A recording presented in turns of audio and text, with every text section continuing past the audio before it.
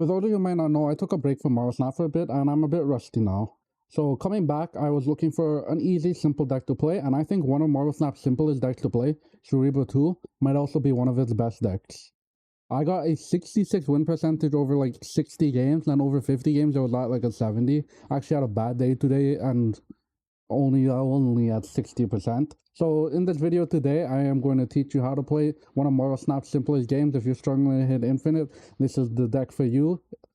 How I look at this deck is it's PVE Marvel Snap. You're not even playing your opponent at this point. You're just managing locations and getting free wins. Normal deck guides that I've done in the past have gone card by card and like in order of like the cheapest to the most expensive. I am not going to do that for this video. I think to illustrate my point, it is better to just go into a specific order that I will be showing throughout the video. So what you need to know about this deck is it's an all-in Cerebro deck. If you do not draw Cerebro, you are dead. Just assume you're always drawing Cerebro in this deck, play like you're always drawing Cerebro in this deck, and you'll be really, really successful. How you think about Cerebro in this deck is it is your win condition, it is everything you're doing. It's like a 330, and every decision you make is to make sure Cerebro's buff goes off. That's turning off locations, that might be throwing a location. Recently, today, I had a game where my opponent tried to Red Guardian my Cerebro because he thought I was there playing a location that doubles Cerebro Onslaught Citadel. I just didn't play an Onslaught Citadel. Cerebro's so much power, you're allowed to make those plays because you're there win off points with Cerebro anyways. You don't always have to go for the greediest play. That's the important thing to know about Cerebro. It's more important to get Cerebro off than it is to get Cerebro off optimally. A lot of the time. Like I said, this deck's a simple deck. Mystique is literally in this deck just to copy Cerebro. It's an all-in Cerebro deck. All Cerebro decks are all-in Cerebro deck. That's how broken he is. Your main concern with Mystique and Cerebro is don't get alive, don't get Negasonic, and you're off to the races.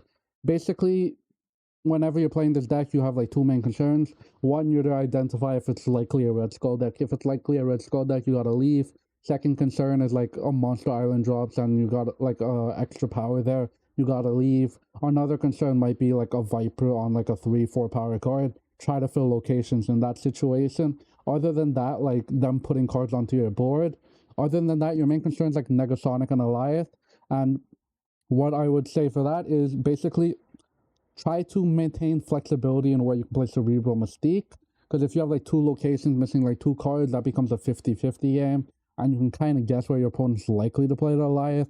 And then you go all in on the other location and play both the cards in the same location. Because you're dead either way, basically. If they guess right, you might as well be dead if they specifically guess right and not lose half your value just in case. So a lot of time I will be just stacking Cerebro Mystique and assuming my opponent doesn't play the tech card there and playing that 50-50 game. But a 50-50 game usually favor to you because they insta lose if they guess wrong, and a lot of the time you can kind of predict where they're going to play, which is a lot harder for them to predict what you're going to play, and sometimes what you're going to play. The next part of this combo is really simple. Ravonna makes your cards cheaper. A lot of time I'll be playing Ravonna on turn 2 or turn 5, sometimes even turn 4 with another 2-drop. This list is very flexible on when it can play what. Basically what you're thinking about Ravonna is now you can play Cerebro Mystique and another 2-drop. Shadow King's really good. Mr. Sinister is fantastic. Ravonna's just there to make all your last turn 6 lines better. Other than that, he basically does nothing. He's just another 2-drop body that gets buffed by Cerebro. That's more than enough in a deck like this, where Cerebro is representing 30 to 60 power between Cerebro and Mystique. So now we're going to talk about the force multipliers. Ideally, Lasher is like last priority to play. Ideally, you want to play Lasher usually on turn 5 because Lasher is your force multiplier. He is the one card in your deck that makes lanes bigger than they should be. A lot of Cerebro is capped out at 20 points or at 32 points. Lasher extends that to an extra like 8 points, or goes to like, I think it goes to like 25 and then 40. Lasher very much makes very big lanes, so you want to maintain Lasher flexibility. Other than that, just remember Lasher is your biggest guy. Treat him like your biggest guy. If you were playing another deck and you think about Gore as your like big slam down card, that's Lasher in this deck because he messes with the numbers a bit. So very much keep in mind that Lasher will be your biggest lane and that your opponent might even throw your Lasher lane because Lasher represents the possibility to go over your typical cap. And he's a really, really good card in that sense. The second of these force multipliers is Mr. Sinister. Same thing with Lasher, but to a lesser degree. I prefer to play Mr. Sinister early over Lasher early, but Mr. Sinister is also one of those cards preferably you would be holding till late, because playing like a last turn Mr. Sinister with a Mystique and a Cerebro might get your opponent to stay on extra big cubes, because they do the math, but they don't do the math that you can potentially add an extra 16 power somewhere, because you also have a Mr. Sinister instead of just an extra 8. And that is a generally strong thing to do. Also, let's say your opponent plays a Negasonic, you drop down a Sinister, they are expecting it only to be 8, now it's 16, they remove that 8, but now you get the 8 back because he created an extra body that Negasonic doesn't counter. Stuff like that can win you extra cubes, and Mr. Sinister is fantastic in that sense. Next card is Brood. Brood is like another Mr. Sinister. You're playing him in basically all the same use cases. He's not as good as Mr. Sinister, because what Mr. Sinister's advantage is, he can play in those lines where you're playing Cerebro, Mystique, Mr. Sinister, like those last turn lines where you have Ravonna down. He's a bit less inflexible. What I would say is very much decide where you're going to Brood, almost as if you were playing like a Surfer deck. Most often playing Brood on turn 3, 4, or 5, depending on your curve. So just decide where you're going to Brood and be happy with where you're going to Brood. Let your opponent deal with that, create pressure elsewhere. Sometimes you'll commit a Lasher to a Brood line on turn 5, sometimes you won't. Try to maintain Brood flexibility. Brood's one of those cards that's a bit harder to play because it kind of limits your space. One good combo is playing Storm on turn 3 and then Brood on turn 4. That represents like all 4 bodies you need in a location, and you can start filling the other 2 locations. That's a generally strong thing to do, so consider that. One of the only cards you actually have to think about in this deck is Nico Minoru, and I will simplify the Nico Minoru line, so I don't really think too hard about Nico Minoru. There's like 2 good spells here. People tell you there's more, there's not. There's like 2 good spells, 1 third spell you use sometimes, and then spells you might just use to sack Nico because you don't have any of the lines lining up. Demon spell, you just never use Demon spell. This spell, often you're fishing for it. This is very useful if you don't have both Cerebro and Mystique in hand. It is not really as useful if you have both Cerebro and Mystique in hand, but there is another spell that's really useful there. If you don't have both Cerebro and Mystique in hand, oftentimes you're fishing for this spell, or the other spell if you only have Cerebro, or one of the other spells you only have Cerebro as well. And what you'll do with this is you'll just destroy a Mr. Sinister or a Brood. You still get like a body or 2 there.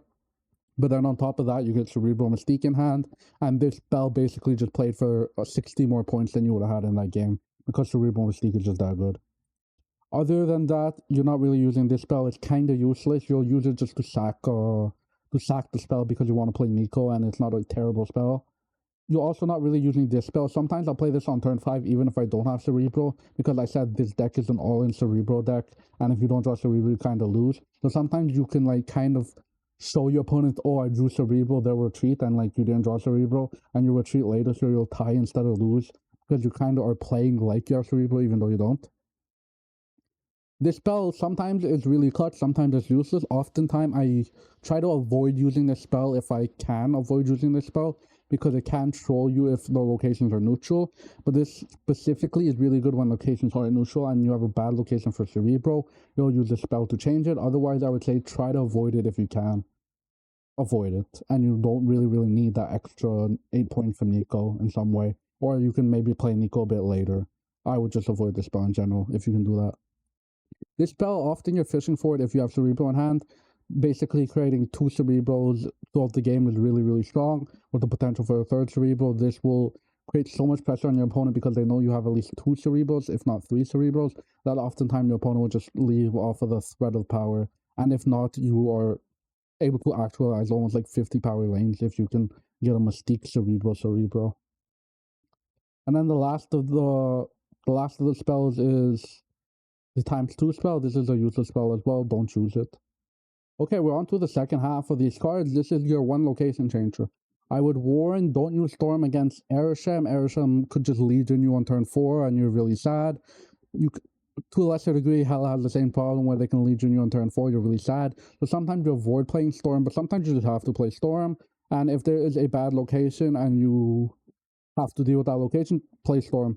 Storm will deal with all the bad locations. Sometimes you don't even want to necessarily flood the location. It's just a bad location. You're playing Storm proactively. You'll fill out the lane, and then you'll back buff it with Cerebro if you don't have enough points there already.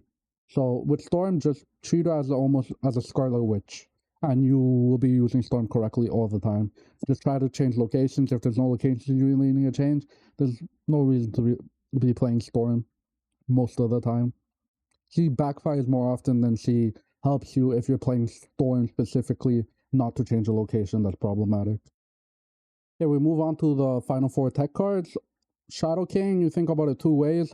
There's some decks that really don't like Shadow King. Think of Surfer, you can like reduce all their power there. Maybe like a Cassandra Nova's on a lane, you can reduce all their power there.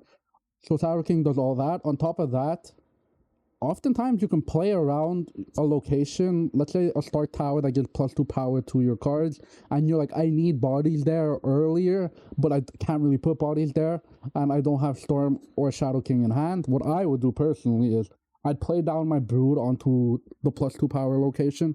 Who cares? Assume you draw Storm, assume you draw Shadow King.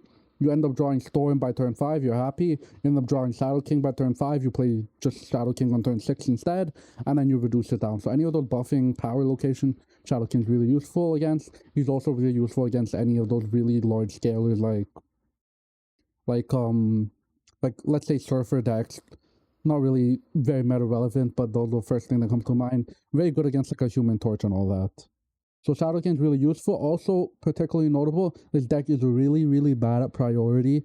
So something like a Dakin discard, you can kind of just Shadow King their Dakin for free, because they will almost always have priority over you because your powers are capped out at 80 power until you actually play a Cerebro.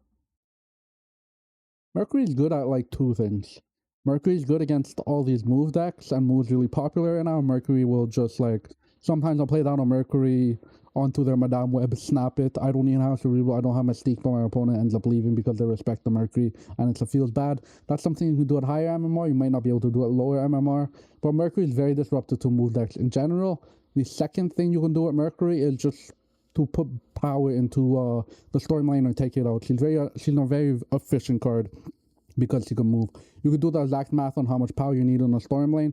Sometimes I'll fill the Storm lane and then unfill it because I'll move Mercury somewhere else, because I have enough power there with the Cerebro Mystique that I'm able to just balance out the power there very easily.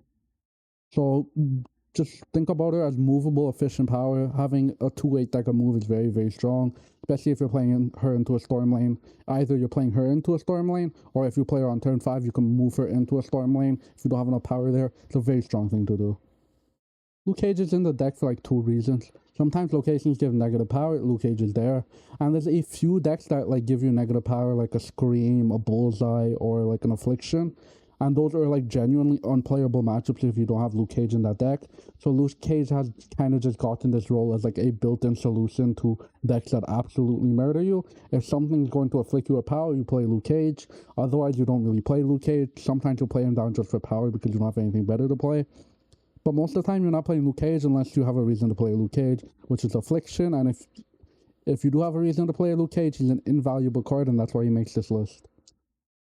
And the last of this tech card is Red Guardian. Red Guardian is a very simple card and why he's in here. Red Guardian just deals with a lot of stuff.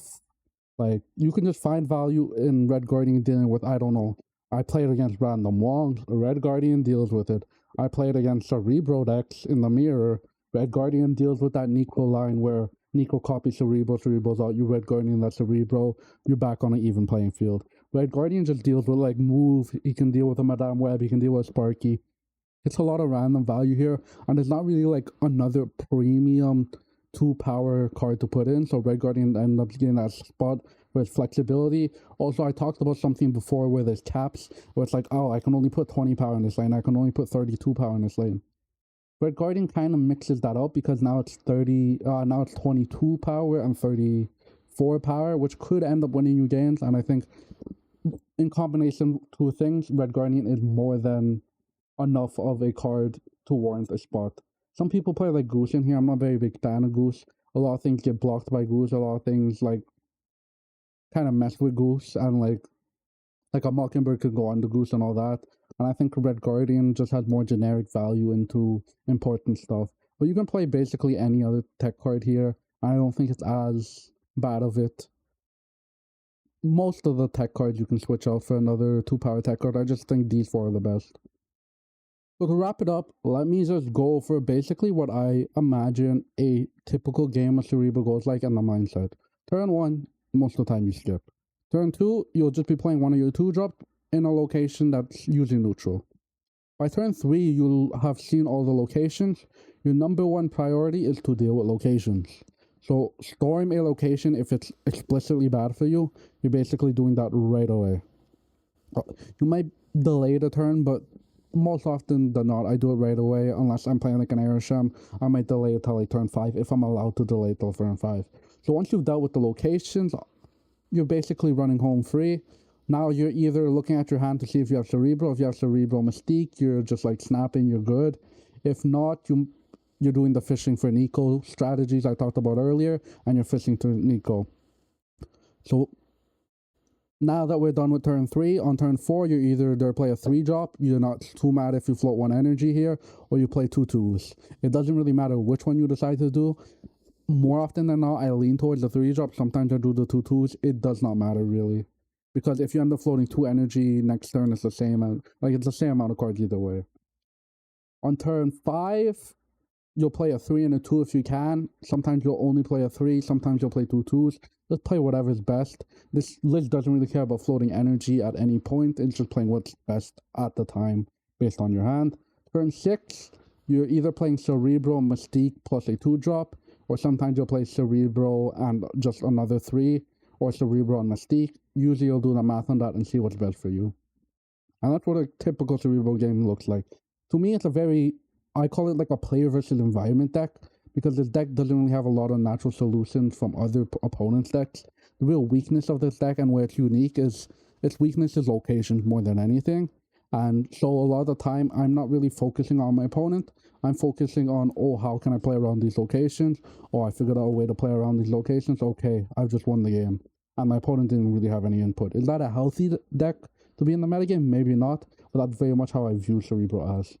And there's a lot of ways to find creative solutions. Like X-Mansion, if it comes down early, I will just play a Brood there, and I'll fill by turn 3. Like sometimes I only have a Mercury there to move. I'll fill my power by turn 3. So I'll play like a Brood, and I'll play a Lasher there. I filled my location there, but it still represents like 32 power, and like my opponent knows how much power I'm putting there, what I'm putting there.